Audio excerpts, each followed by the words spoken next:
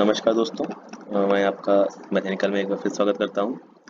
और अभी तक हम लोगों ने सीखा था कि linear first order first degree linear differential equation कैसे सॉल्व करते हैं और किस टाइप की होती है। तो अब आगे बढ़ते हैं और इस वीडियो में हम लोग सीखेंगे कि किसी भी नॉन लीनियर इक्वेशन को या कोई ऐसी इक्वेशन यहाँ पे सीखेंगे जिसको हम लीनियर फॉर्म में रिड्यूस कर सकें। कहने का मेरा मतलब है कि वो इक्वेशंस जो linear first order first degree form में रिड्यूसिबल होती हैं। तो आइए सीखते हैं इस वीडियो में first order first degree linear differential equation में रिड्यूस करना किसी स्पेशल टाइप की इक्वेशंस को। तो आइए सीखते हैं। तो स्टार्ट करते हैं।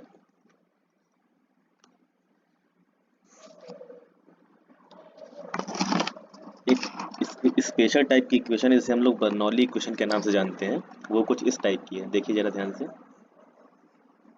dy अपॉन dx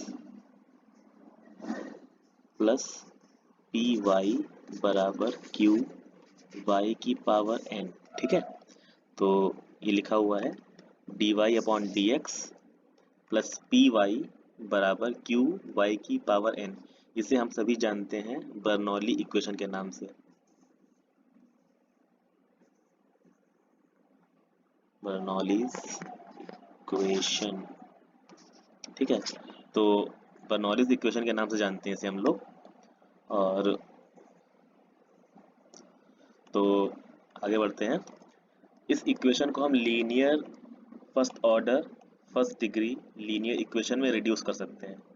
ठीक है, कैसे रिड्यूस करते हैं तो आपको मैं इसका रिडक्शन इस वीडियो में समझाऊंगा और आप कोशिश करिए ध्यान से। बहुत आसान मेथड है इसे कन्वर्ट करने का। तो मेथड का नाम है reduction to first order first degree linear equation. ठीक है, first order first degree linear equation, linear differential equation, linear differential equation. ठीक है, क्लियर है। तो आइए सीखते हैं रिडक्शन कैसे करेंगे। तो सबसे पहले हमारा टास्क ये है कि dy upon dx plus P Y बराबर क्यू वाई की पावर n, इस इक्वेशन में दोनों तरफ y की पावर n से डिवाइड कर देंगे। ठीक है ना, तो चलिए करते हैं। तो इधर डिवाइड करेंगे तो इधर हो जाएगा 1 अपॉन वाई की power n dy upon dx plus P Y upon Y की पावर n बराबर q। ठीक है, तो जब हम लोगों ने इस इक्वेशन 1 में y की पावर n से डिवाइड कर दिया तो यहाँ पे क्या बन गया, 1 अपॉन वाई की power n dy upon dx plus P Y upon Y की पावर n बराबर q। इसे हम लोग सपोज कर ले रहे हैं इक्वेशन नंबर 2। देखिए यहाँ पर y से y की पावर n एक बार कैंसिल होगा तो ये ऊपर जाके बन जाएगा 1 अपॉन वाई की power n dy upon dx plus ये होगा p, यहाँ पे एक पावर कम होगी तो ये n माइनस 1, तो ऊपर जाके y की पावर ये हो जाएगा 1 माइनस n। ठीक है, कितना हो जाएगा ये 1 माइनस n। ठीक, बराबर क्या बचेगा, बराबर q ही बचेगा। ठीक है, तो आगे बढ़ते हैं। अब करना क्या है, इसको हम लोग को कन्वर्ट करना है first order first degree linear differential equation में। तो उसके लिए एक सब्स्टिट्यूशन करेंगे हम लोग। ये जो y की पावर दिख रहा है ना, ये वाला टर्म y की पावर 1 माइनस n, इस टर्म को हम लोग कंसीडर करेंगे कुछ v। ठीक है, यहाँ पे v जो है वो भी फंक्शन ऑफ x है। v is function of x, v जो है वो भी x का फलन है, x का फंक्शन है। ठीक है ना, बाकी हम लोगों ने कल डिस्कस किया ही था प्रीवियस वीडियो में, इसके पहले वाले वीडियो में, कि p और q दोनों ही x के फंक्शन है। Capital P and capital Q both are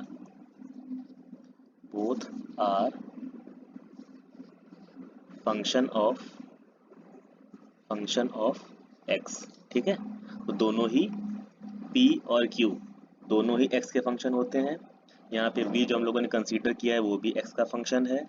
अब ये जो कंसीडर किया हुआ है इसमें दोनों तरफ x के सापेक्ष अवकलन करेंगे, x के रिस्पेक्ट में डिफरेंशिएशन करेंगे। ठीक है, तो आइए करते हैं डिफरेंशिएशन। तो जब इस वाले को डिफरेंशिएट करेंगे, इसको मान लेते हैं कोई इक्वेशन नंबर 3, तो इक्वेशन 3 को डिफरेंशिएट करेंगे, डिफरेंशिएट इक्वेशन 3। ठीक है, तो आइए डिफरेंशिएट करते हैं। तो differentiation with respect to X क्या हो जाएगा इसका, 1 माइनस एन जो है वो साइड में आ जाएगा, y की पावर कितना हो जाएगा 1 माइनस एन माइनस 1। ठीक है, अब y का दोबारा करना पड़ेगा डिफरेंशिएशन, तो कितना हो जाएगा dy अपॉन dx बराबर यहाँ v का कितना हो जाएगा dv अपॉन dx। क्लियर है, तो ये सिंपल सा डिफरेंशिएशन हो गया। यहाँ पे हम देख पाएंगे कि 1 से 1 कैंसिल हो गया, जो रिमेनिंग टर्म्स है वो लिखते हैं, बचे हुए भाग लिखते हैं। तो बचा हुआ भाग क्या है 1 माइनस एन, आप देख रहे हैं यहाँ y की पावर माइनस एन बचा है, तो इसको हम लिख सकते हैं 1 अपॉन वाई की पावर n। ठीक है, क्या लिख सकते हैं इसे 1 अपॉन वाई की पावर n, साथ में dy अपॉन dx बराबर यहाँ पे है dv अपॉन dx। ठीक, तो ये हमारे पास आफ्टर डिफरेंशिएशन आ गया। डिफरेंशिएशन करने के बाद हमारे पास ये टर्म आ गया। इस टर्म को हम यूज करेंगे इक्वेशन नंबर 2 में। कहाँ पर यूज करेंगे, इक्वेशन नंबर 2 में यूज करेंगे। ठीक है, तो बहुत आसान है। अगले स्टेप में बढ़ते हैं हम लोग। आपको इस स्टेप में कहीं भी कंफ्यूजन हो तो आप तुरंत पूछिएगा, कमेंट बॉक्स में डाल के आपको क्लियर किया जाएगा। ठीक है, तो इक्वेशन नंबर 2 हमारे पास क्या थी, इक्वेशन नंबर 2 हमारे पास थी 1 अपॉन वाई की power n dy upon dx plus p y की पावर, उसको हम लिख सकते हैं 1 माइनस एन, वाई की पावर 1 माइनस एन बराबर q। ठीक है ना, ये इक्वेशन नंबर 2 थी। और अभी जो डिफरेंशिएशन करने पर आया था वो कितना आया था हमारे पास, वो आया था हमारे पास 1 माइनस एन। ठीक है, 1 अपॉन वाई की power n dy upon dx बराबर dv अपॉन dx। ये हमारे पास डिफरेंशिएशन करने के बाद आया था। ठीक, और हम लोगों ने माना क्या था, हम लोगों ने माना था y की पावर 1 माइनस एन को माना था v। तो हम इक्वेशन नंबर 3 और 4 की जो सब्स्टिट्यूशन है वो उठाकर इक्वेशन नंबर 2 में पटक देंगे, रख देंगे। ठीक है, तो चलिए रखते हैं। तो बहुत आसान है, 1 अपॉन वाई की power n dy upon dx का मान कितना निकल आएगा यहाँ से dv upon dx, dv upon dx 1 upon 1 minus n। ठीक है, इस 1 माइनस 1 अपॉन 1 माइनस n को हम ट्रांसफर कर देंगे इस साइड। ठीक, ट्रांसफर करेंगे तो ये बन जाएगा 1 अपॉन 1 माइनस n, साथ में dv अपॉन dx ये वाला। ठीक है, वो तो इसके स्थान पर आ गया। अब प्लस p लिखा हुआ है पहले ही से, y की पावर 1 माइनस एन है, इसके स्थान पे हम लिख देंगे v, तो लिख देते हैं v बराबर q। ठीक, अब चाहो तो 1 माइनस एन से पूरे मल्टीप्लाई कर दो, तो मल्टीप्लाई करोगे तो कितना बनेगा dv upon dx plus p times p, function भी हो सकता, फंक्शन ऑफ x है, कांस्टेंट भी हो सकता है ये। ठीक है ना, तो इसके स्थान पर